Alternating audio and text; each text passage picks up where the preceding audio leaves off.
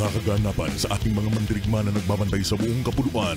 Ito ang Balitang Mandirigma, the Philippine Marine Corps Virtual News Channel. Sa ulo ng mga balita, military operation in urban terrain exercise matagumpay na naisagawa. MBLT-7 nagatid ng serbisyong bayan sa Palawan.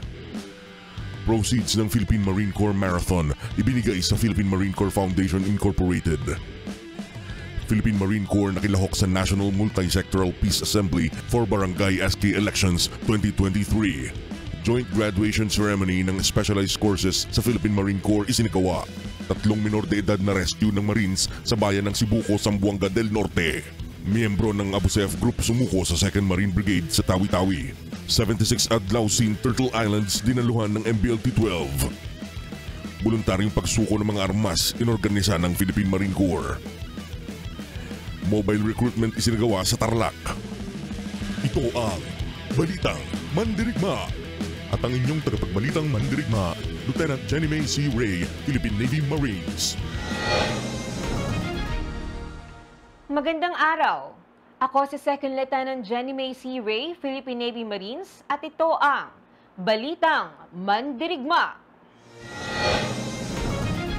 Military Operation in Urban Terrain Exercise matagumpay na naisagawa.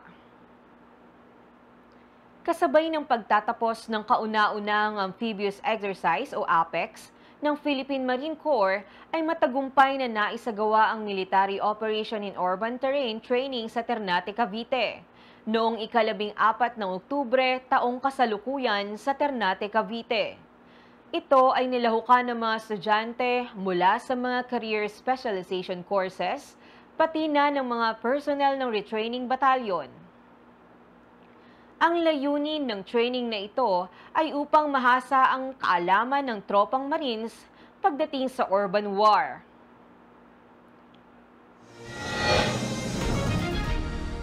MBLT-7, naghatid ng serbisyong bayan sa Palawan. Naghatid ng serbisyong bayan ang Marine Battalion Landing Team 7 sa Barangay Kalumpang, Bayan ng Quezon, Palawan noong ika-11 na Oktubre sa pangunguna ni Lieutenant Colonel Geoffrey Desinio, Philippine Navy Marines, commander ng nasabing batalyon. Ang programang ito ay bahagi ng civil-military operation ng Philippine Marine Corps upang magbigay ng mga pangunahing pangangailangan sa mga mamamayan ng Palawan na naging biktima ng teroristang grupong NPA. Nagsagawa ng libreng medical care at konsultasyon, dental care, eye care, libreng tuli at gupit, namigay rin ng mga libreng gamot, hygiene kits at food packs. Sa tulong ng mga pribadong organisasyon, nagkaroon din ng munting palaro para sa mga kabataan. Ang aktibidad na ito ay naging matagumpay sa pakikipagtulungan ng lokal na pamahalaan at iba pang sangay ng gobyerno sa pangunguna ni Mayor Joselito Ayala. Proceeds ng Philippine Marine Corps Marathon ay binigay sa Philippine Marine Corps Foundation Incorporated. Alamin natin ang balitang yan mula sa ating tagapagbalitang Mandirigma, Corporal MJ Hayahay, Philippine Navy Marines. Andito tayo ngayon sa headquarters ng Philippine Marine Corps kung saan ginanap ang ceremonial turnover ng cheque para sa Philippine Marine Corps Foundation Incorporated at ang pagbibigay ng TESDA NC2 certificates para sa mga tropa. Ang aktibidad na ito ay pinangunahan ni Colonel Bayani V. Coraming, Philippine Navy Marines, MNSA, ang Chief of Marine Staff ng Philippine Marine Corps. Sa unang bahagi ng programa ay ang formal na pag-turnover ng cheque mula sa opisina ng MC8 na nagkakahalaga ng 100,000 piso na siya mismong tinanggap ni Lieutenant General Juancho M. Saban, AFP retired, ang President ng PMCFI at siya rin dating Komandant ng Philippine Marine Corps. Ang nasabing cheque ay ang proceeds mula sa ginanap na 6th PMC Marathon noong nakaraang buwan ng Setyembre. Samantala, para sa pangalawang bahagi ng programa ay ang pagbibigay ng mga TESDA NC2 certificates para sa mga tropa mula sa katatapos lamang na Heavy Equipment Operations or Forklift Training. Ang training na ito ay matagumpay na naisagawa sa pakikipagkolaborasyon ng PMCFI sa JLF Project Training and Assessment Center. Layunin ng training na ito na magkaroon ng Philippine Marine Corps ng mga skilled personnel na marunong mag-operate ng forklift na magagamit sa mga misyon ng organisasyon gaya ng humanitarian assistance and disaster relief operations. Mula dito sa headquarters ng Philippine Marine Corps, ako si Corporal MJ Hayahay, Philippine Navy Marines, ang tagapagbalitang mandirigma ng Marine Corps Public Affairs Office.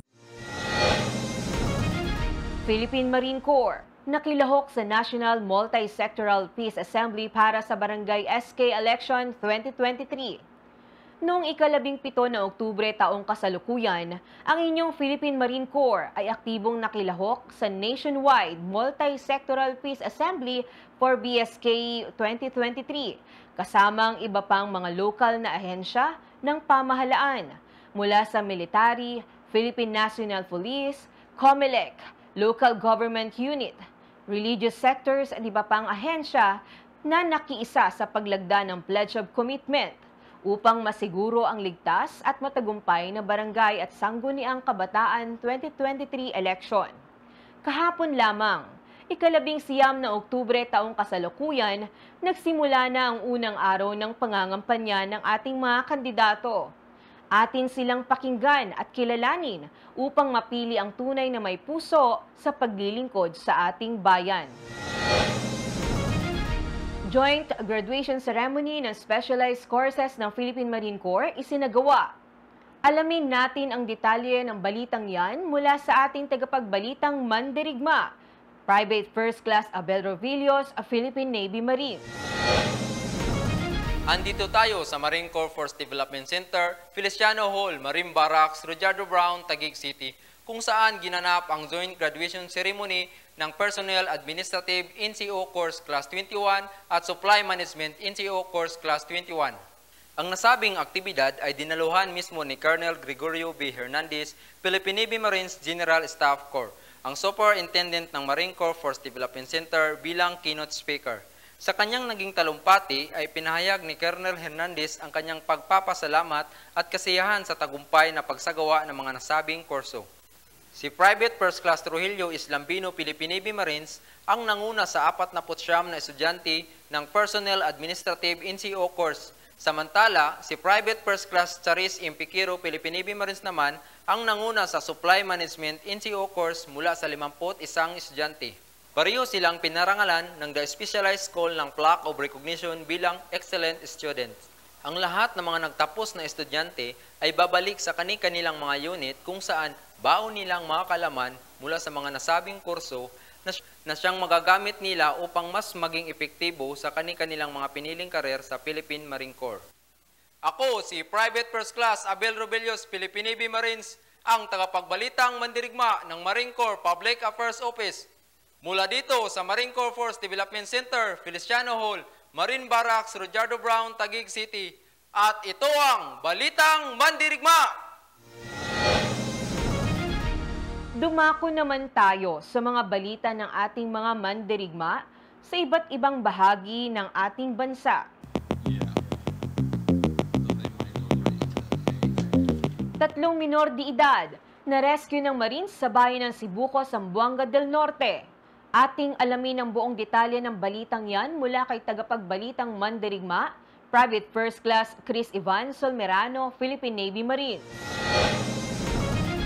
Ang mga tauhan ng 26th Marine Company ng Marine Battalion Landing Team 6 kasama ang Municipal Social Welfare and Development ay nagsagawa ng rescue operation sa Sibuco, Zamboanga del Norte noong ika-9 ng Oktubre taong kasalukuyan. Natuklasan na ang mga minor de edad na ito ay hindi mga residente ng barangay at 4 na araw na hindi na nakakauwi sa kani-kanilang bahay. Sila ay agad na dinala sa Sibuco Municipal Police Station Women and Children Protection Desk upang malaman ang dahilan ng kanilang pagkawala. Matapos ang investigasyon, sa tulong ng inyong Marines, sila ay dinala sa Department of Social Welfare and Development ng Santa Barbara, Zamboanga City upang masiguro ang kanilang kaligtasan habang nakikipag-ugnayan sa kanilang mga magulang. Ako si Private First Class Chris Ivan Solmerano, Philippine Navy Marines, tagapagbalitang mandirigma ng Marine Corps Public Affairs Office. Ito ang Balitang Mandirigma.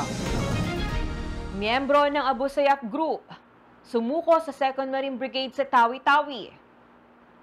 Ang buong detalye ng balitang yan ihahatid sa atin ni Private First Class Larry I. Soriano, Philippine Navy Marines. Isinagawa ang formal surrender ceremony sa headquarters ng 2nd Marine Brigade noong ika-77 ng Oktubre taong kasalukuyan. Matapos sa voluntaryong sumuko ang isang miyembro ng Abu Sayyaf Group na matagal nang nagtatago sa lalawigan ng Tawi-Tawi. Ayon kay Brigadier General Romeo T. Racadio, Commander ng 2nd Marine Brigade at Joint Task Force Tawi-Tawi na matagal nang minumonitor ng kanilang tropa ang nasabing miyembro ng Abu Sayyaf Group na nag-operate sa bayan ng Sitangkay na sangkot sa extortion at iba pang illegal na aktibidades. Dahil sa talagang masigasig ang kanilang intelligence network at sa tulong na rin ng mga lokal na pamalaan, nakumbinsi ang naturang Abu Sayyaf na magbalik loob na sa pamalaan. Isinuko rin ito ang kanyang sandata na M1 Garand Rifle. Sa tulong ng lokal na pamalaan ng Tawi-Tawi at ng Ministry of Social Services and Development and Regional Executive Department ng Bangsamoro Autonomous Region ng Muslim Mindanao. Nabigyan ito ng tulong pangkabuhayan at iba't ibang kagamitan at livelihood training program para sa panibagong simula ng kanyang pamilya sa pagbabalik loob sa gobyerno. Pinasalamatan ni Brigadier General Racadio ang mga dumalo at nabigyan ng tulong mula sa iba't ibang sangay na pamalaan sa Tawi-Tawi. Ako si Private First Class Larry Soriano, Philippine Navy Marines, tagapagbalitang mandirigma ng Marine Corps Public Affairs Office. Ito ang Balitang Mandirigma. MBLT 12 nakiisa sa pagdiriwang ng 76 Adlaw in Turtle Islands sa Tawi-Tawi. Alamin natin ang buong detalye ng balitang yan mula kay Corporal Nino Cordoba, Philippine Navy Marines. Embrace diversity, unite through shared values, and let religion be the common thread that bind us all. Ang tema ng 76th Adlaw in Turtle Islands na ginanap sa Taganak Covered Court, Barangay Poblacion, Tortor Islands, Tawi-Tawi, noong ika-16 ng Oktubre taong kasalukuyan. Ito ay dinaluhan ng Marine Battalion Landing Team 12 sa pamumuno ni Lieutenant Colonel John Eber East Tubo, Philippine Navy Marines, ang commanding officer ng nasabing batalyon. Isinagawa rin ang iba't ibang sport activities at nilahukan ng inyong mga Marines na naglalayong pagtibayin ang samahan ng militar at ng mamamayan na may pagkilala sa pagkaiba-iba ng kultura at paniniwala upang mapanatili ang kapayapaan at pagtutulungan sa pagpapapanatili ng kapayapaan sa nasabing lugar. Ako si Corporal Nino C. Cordoba, Philippine Navy Marines, tagapagbalitang mandirigma ng Marine Corps Public Affairs Office at ito ang Balitang Mandirigma. Voluntaryong pagsuko ng mga armas, inorganisa ng Philippine Marine Corps. Ang buong detalye ng balitang yan ihahatid sa atin ni Sergeant Arnel T. Balnao, Philippine Navy Marines. Dahil sa pinigting na eleksyon ganban, nag-organisa ang Marine Battalion Landing Team 12 ng voluntaryong pagsuko ng mga armas sa Barangay Poblacion, Turtle Island, Tawi-Tawi noong ika-16 na Oktubre alinsunod na rin sa Republic Act 8294 ang pagbabawal sa pagmamay-ari ng hindi dokumentado at hindi rehistradong mga armas. Hangarin ng aktibidad na ito na taguyod ang umiiral na katahimikan at kapayapaan sa naturang lugar. Malugod namang tinanggap ng mamamayan ng Tawi-Tawi ang inisyatiba ng Philippine Marine Corps. Katibayan ng magandang ugnayan sa pagitan ng mga sundalong Marines at mamamayan. Ang voluntaryong pagsuko ng mga armas at bala ay inaasahang magpatuloy hanggang sa matapos ang eleksyon ganban. Ang nasabing aktibidad ay pinamumunuan ni Lieutenant Colonel Johnny Bert S. Tubo, Philippine Navy Marines, Commander ng MBLT 12. Ako si Sergeant Arnel Balnao, Philippine Navy Marines, tagapagbalitang mandirigma ng Marine Corps Public Affairs Office. Ito ang Balitang Mandirigma! Sa linggong ito, ating gugunitain ang mga mandirigmang nag-alay ng kanilang buhay, alang-alang sa kalayaan at kapayapaan ng ating bansa.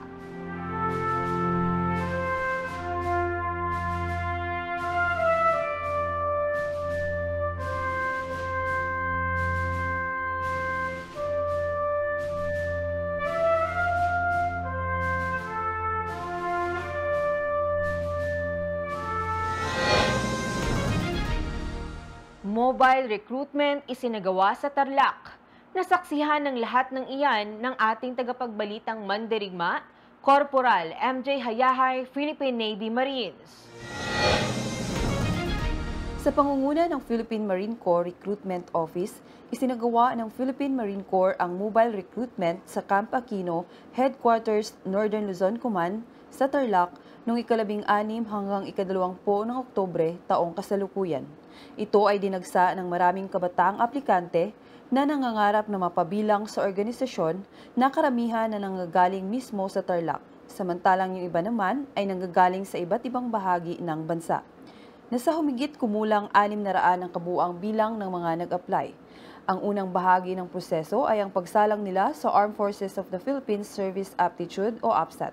Pagkatapos nilang malampasan ang unang hakbang, ay maaari na silang sumalang sa mga susunod na hakbang gaya ng IQ test, neurological at medical exam.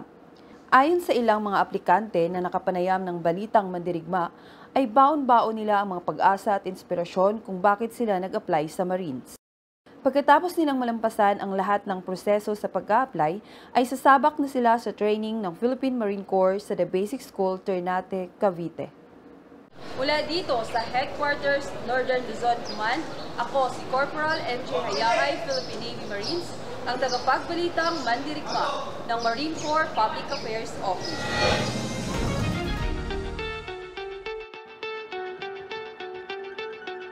Alam niyo ba na ang Service Support Regiment o SSR ay nagdiwang ng kanilang kauna-unahang anibersaryo noong ika-20 ng Oktubre taong kasalukuyan?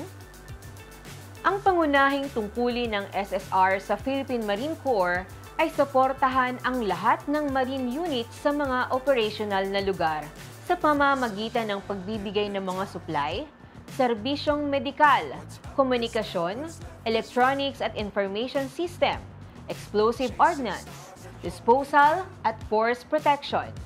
Sa kasalukuyan, ito ay pinamumunuan ni Colonel Vladimir B. Kaluya, Philippine Navy Marines General Staff Corps.